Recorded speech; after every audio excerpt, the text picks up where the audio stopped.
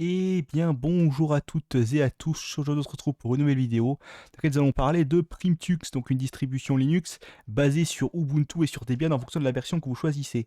Ce qui est à retenir, c'est que vous avez une version Primtux, donc dans sa toute dernière version, la version 6, en Ubuntu 20.04, en Ubuntu 18.04 et en Debian 10.6. La Debian 10.6 étant en 32 bits, bien évidemment.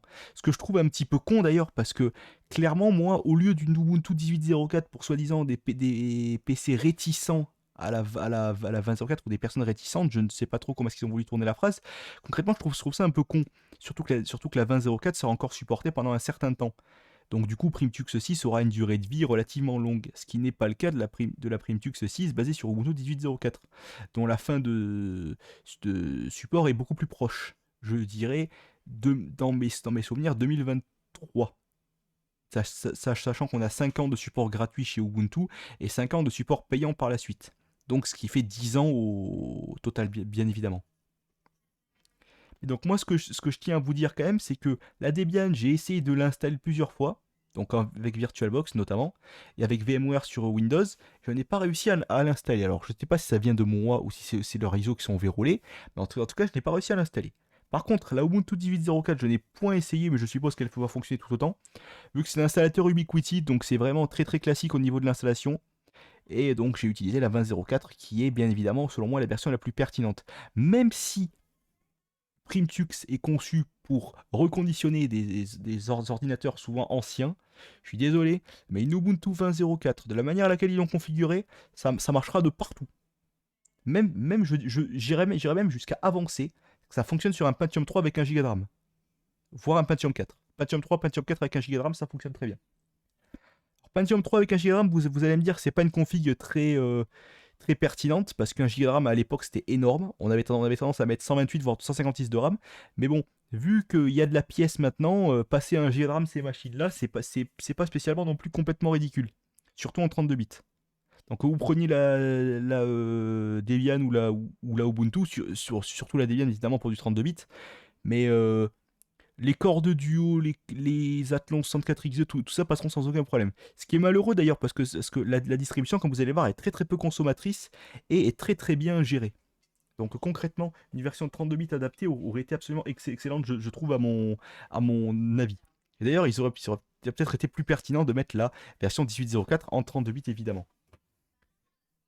Je pense aussi, pour être honnête avec vous, que avoir fait 3 ISO, c'est peut-être un petit peu énorme pour l'ampleur du projet. Si je vous montre un petit peu le site en quelque sorte, vous pouvez voir ici que vous avez comment dire, gestionnaire de sessions vachement adapté. Donc vous avez 4 sessions qui sont proposées par défaut. Voici à quoi ressemble le bureau mini, donc pour les 3 à 6 ans. Voici à quoi ressemble le bureau super pour les 6 à 7 ans. Le bureau maxi pour les 8 à 10 ans. Et puis là ici vous avez la session administrateur qui est un petit peu conçue de manière différente. Et là vous avez de quoi gérer le handy menu. Et tout ça bien évidemment je vais vous le montrer par la suite de manière plus complète. Vous allez le voir très très rapidement. Donc voici les différents partenaires avec lesquels ils sont associés. Donc je trouve qu'il y en a quand même pas mal. Donc si je vous montre un petit peu la distribution maintenant dans sa globalité, vous pouvez voir que 273 mégaoctets de RAM, c'est vraiment pas énorme du tout. C'est vraiment, je dirais même tout à fait correct.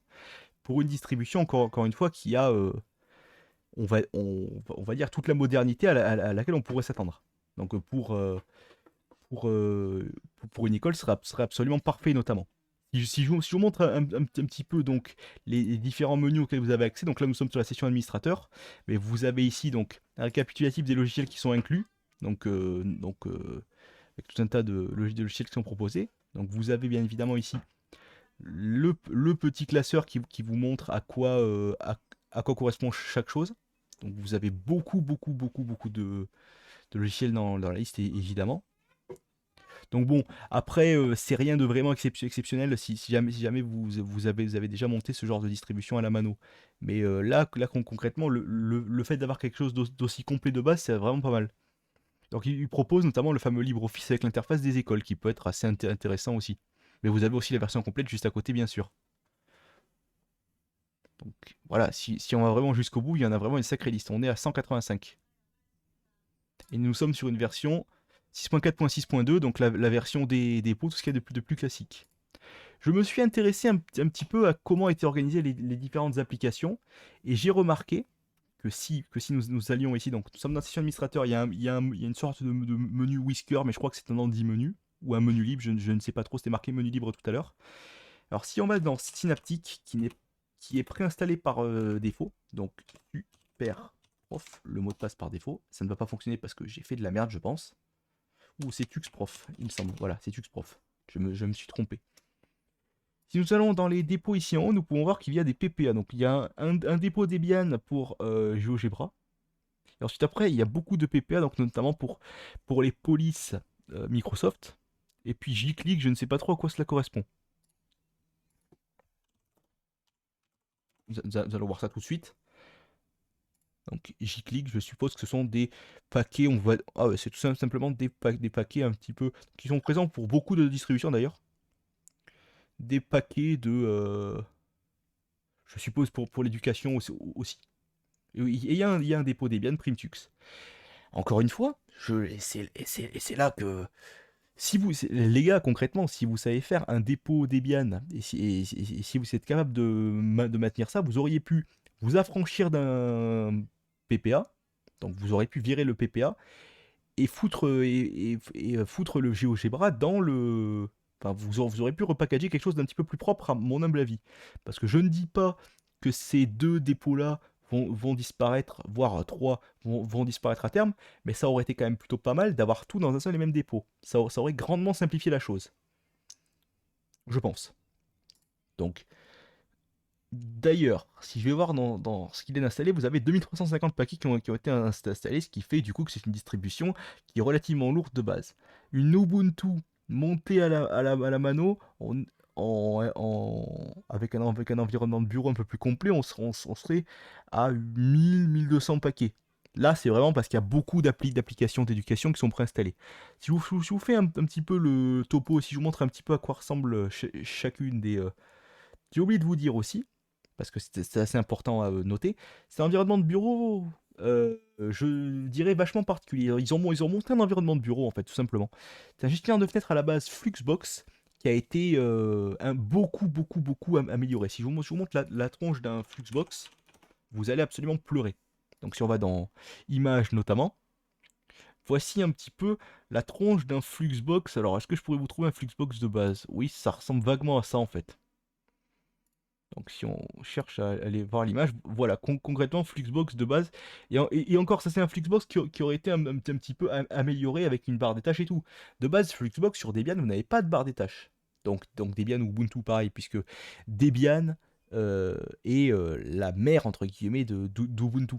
Qui fait que du coup, les dépôts d'Ubuntu sont basés sur ceux de Debian Seed à la base. Il y a un freeze qui est fait, qui fait que du coup, vous vous retrouvez avec les dépôts de chez Debian. Une autre chose que j'aimerais vous montrer également dans les accessoires, donc là vous avez l'aide bien évidemment voilà, donc c'est l'aide de chez Ubuntu, bravo. Ça ne sert un peu à rien. Calculatrice, capture d'écran, éditeur de menu, tiens donc, fichier desktop invalide détecté, d'accord. Donc là encore une fois vous pouvez aller configurer les menus, je trouve ça un peu con mais vous pouvez le faire, donc c'est bien menu libre le système pour le menu. Donc là, vous avez les récemment utilisés. Donc, ce qui m'a mis la puce à l'oreille tout à l'heure, c'est le Rocksterm. Le saint ou pas gestionnaire de terminal de chez Fluxbox, qui est généralement utilisé sur les distributions Fluxbox. Et donc d'ailleurs, si on ouvre ici, ah non, ça ne fonctionne pas. Donc je ne peux pas lancer directement. Je peux pas directement lancer Firefox depuis là. Donc, si on va voir, donc on a également le guide de référence Debian.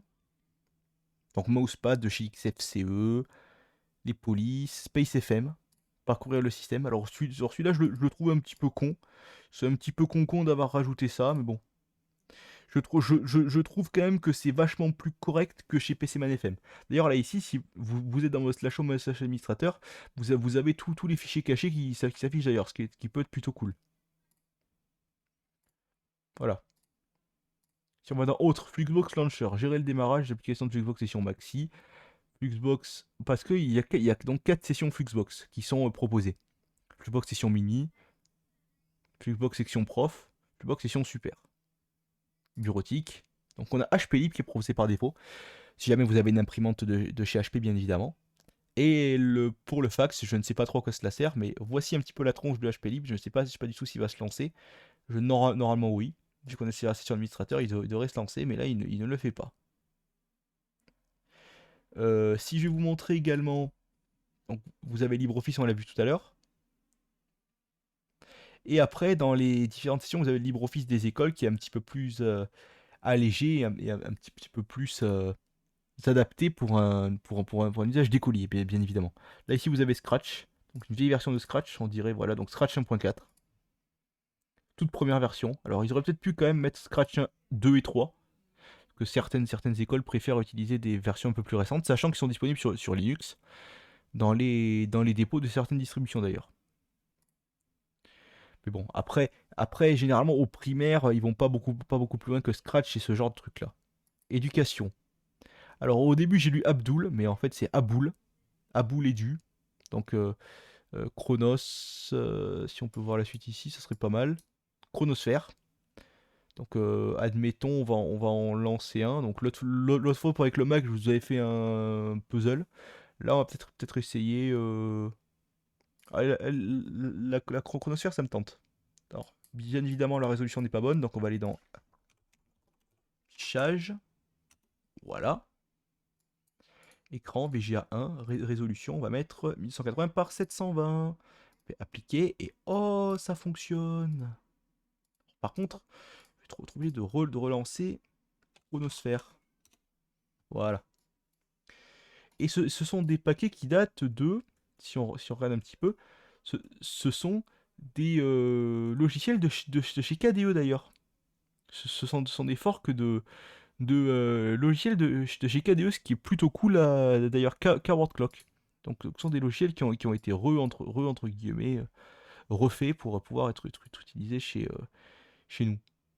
D'ailleurs, à ce qu'on peut voir, on n'est pas du tout, on n'est pas du tout là. Donc là, soi-disant, ferait nuit chez nous. Donc ça, je suppose que ça correspond à l'instant d'ensoleillement peut-être. Donc toute cette fenêtre-là, c'est la fenêtre d'ensoleillement, je oserais je supposer. Donc là, ici, si on va sur l'heure de... Alors, si on clique ici, Zurich, Berlin, j'aimerais bien Paris, voilà, il est bien 18h40. Il est pile afficher les drapeaux. Voilà. Donc on pourrait peut-être aller sur Paris quand même. Bon, ça a l'air de fonctionner pas trop mal. Bon, voilà, enfin, vous avez compris un petit peu l'intérêt premier de cette distribution Linux, c'est vraiment pas mal. Et encore, vous n'avez pas tout vu. Parce qu'il y a des trucs qui vont un petit peu plus loin quand même. Dans le graphisme, vous avez photo wall, donc pour faire des collages photos. Image magique pour aller modifier notamment. Alors, je sais pas trop comment ça fonctionne, mais bon, je vois que c'est pas en français, donc clairement, je vais mettre un. Je vais enlever des points pour cette histoire-là. Parce encore une fois, c'est une distribution qui est conçue pour l'univers français.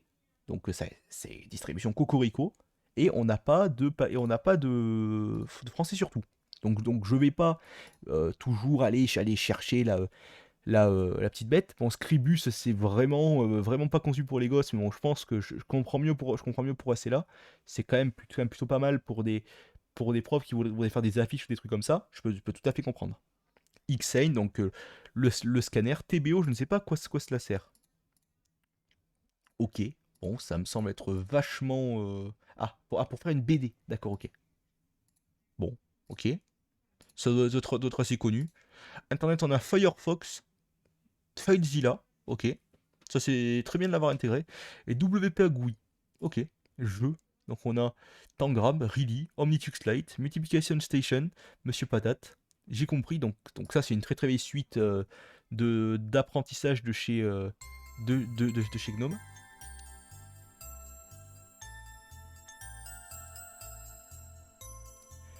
Il y a même un petit peu de son. Bienvenue dans J'ai compris.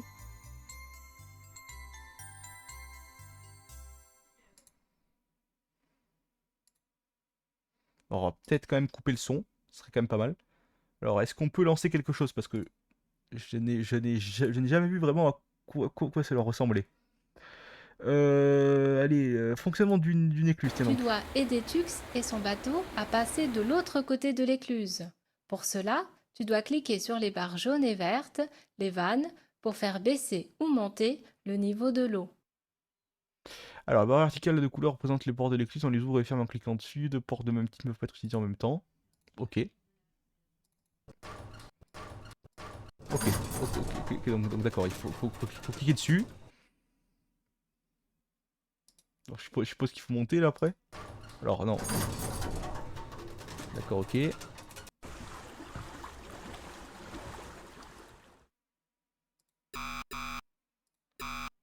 Ah oui, d'accord, ok.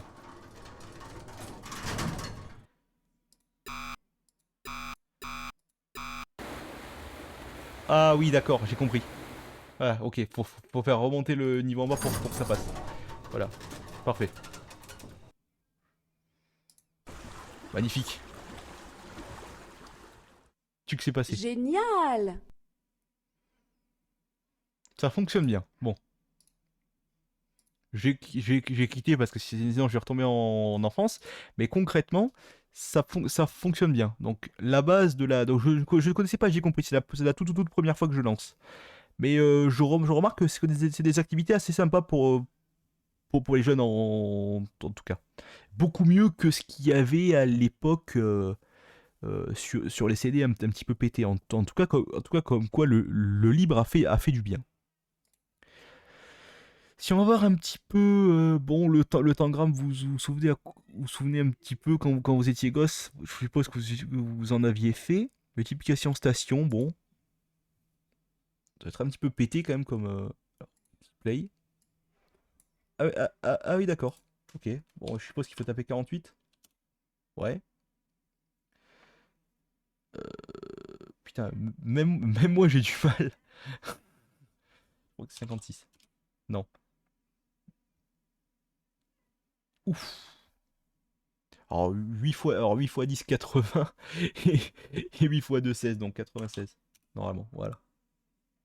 5, bon. Vous avez compris le principe, je pense.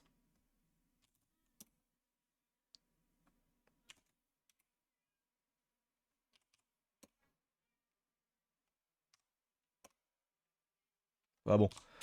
Alors, donc je pense qu'on peut fermer, mais concrètement, vous avez compris le principe. Donc, à part le gros fail que j'ai fait, bien sûr. Sinon, vous avez Audacity, tiens donc, un excellent logiciel comment ça s'appelle, de bricolage de bandes son. Concrètement, c'est comme ça que je l'appelle. On s'amuse à bricoler des bandes son. Donc, bien évidemment, le thème est à peu près propre.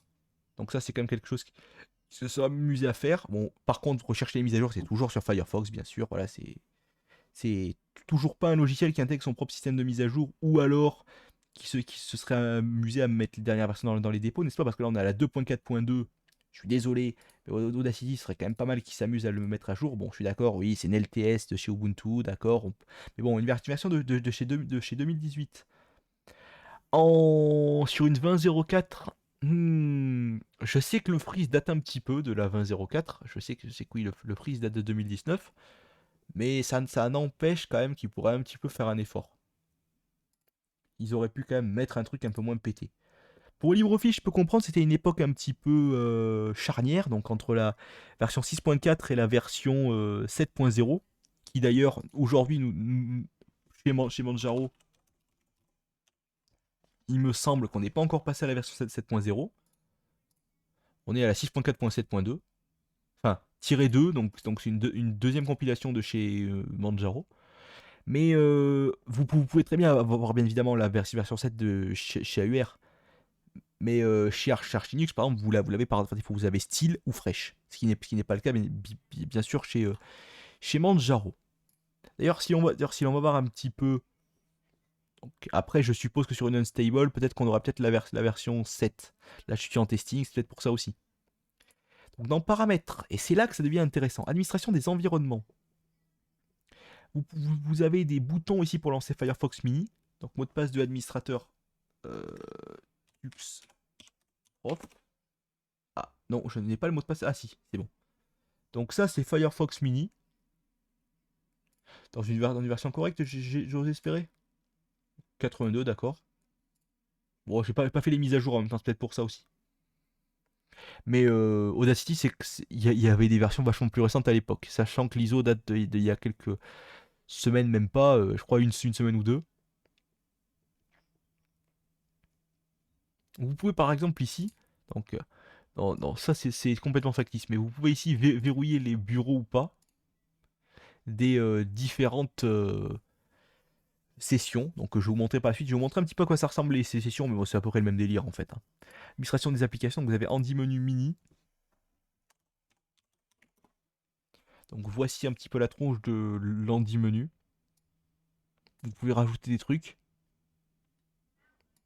Là, la résolution n'est pas encore assez élevée visiblement. On va être obligé encore d'aller. Donc ça concrètement, je trouve ça un peu con parce que de la 720p, ça ne soit pas. Donc on va se mettre en 1600 par 900 bien sûr. Mais que de la 720p,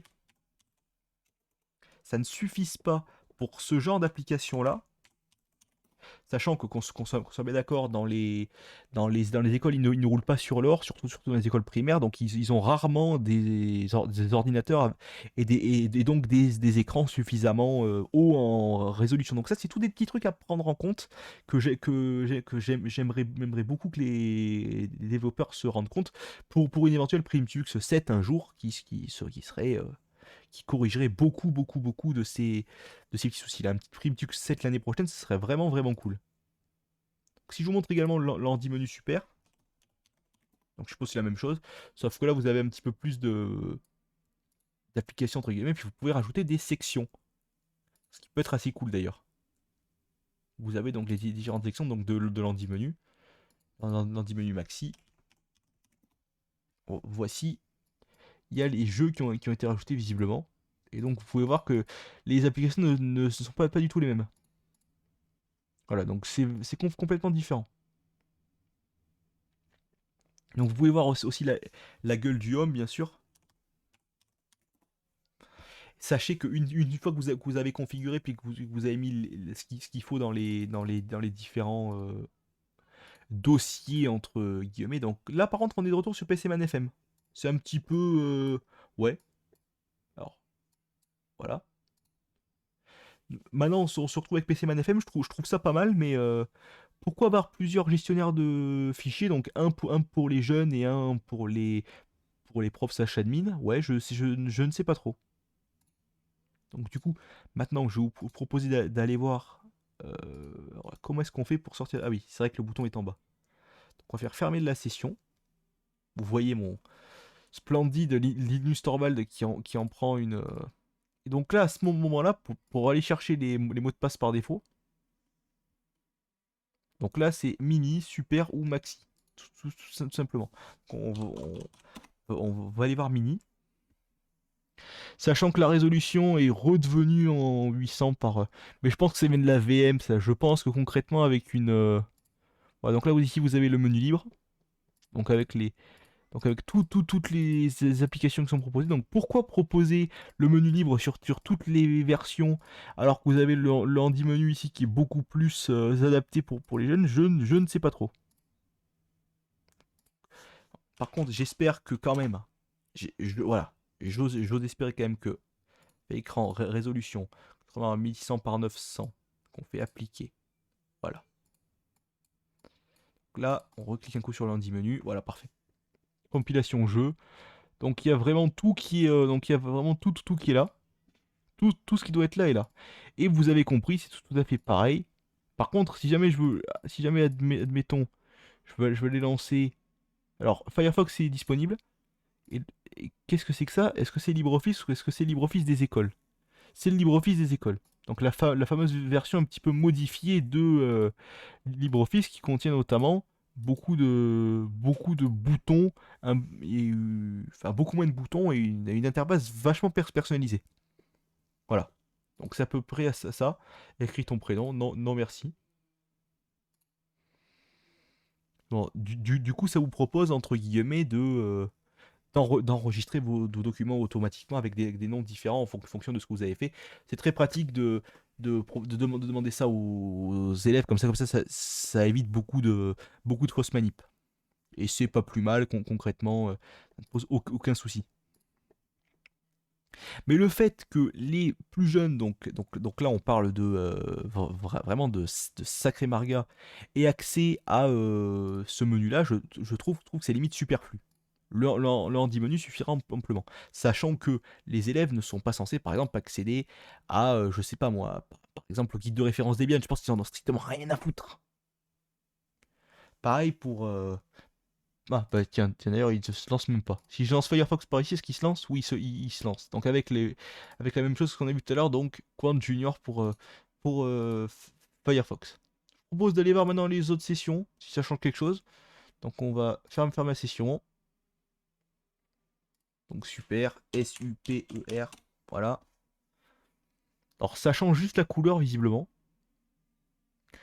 Et là ici je remarque sur ce côté, donc on a le handi menu également. Bon, donc avec un peu plus de trucs quand même dedans. Et là pareil, donc on va faire un render. On va se mettre vue.